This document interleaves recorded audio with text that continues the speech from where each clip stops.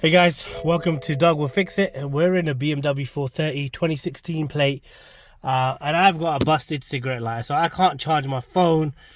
How annoying is that, man? So must be a blown fuse. So the first thing is we need to find where the fuse locations are on this car.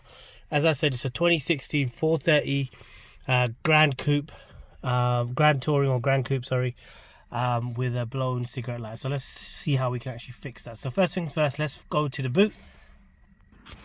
So in the trunk, we're just going to pull this panel out, and that shows you where this hidden fuse box is. And you can see I've got my fuse clippers. If they're missing, that means someone's nicked them. And I've got my diagram. So let's have a look at this diagram. So remember, cigarette lighter is blown, so that's power. So power, you can see all the different fuses and their numbers. So we're focusing on 66, 69 and 162. So if we flip this over, this tells us that 69, sorry, was it 69? 66 is right there, and it's in the front of the car. So this is a right-hand drive. So on a right-hand drive, there's a fuse box location under the front bonnet. So let's go check that out. And number 66 is the one we want. Okay. Let's go check that out.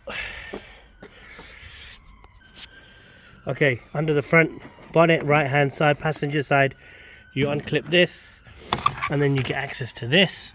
And you can see here I've just already unclipped it, we have our fuse box, and it said number 66 was, so number 66 is the third one down on the right hand side. So number 66, so third one down, which is this 20 right here. So let me just unclip that for you. We'll have a look to see if it's blown. So you can actually see, yeah, that looks blown. So let's shine it up, put it up in the light.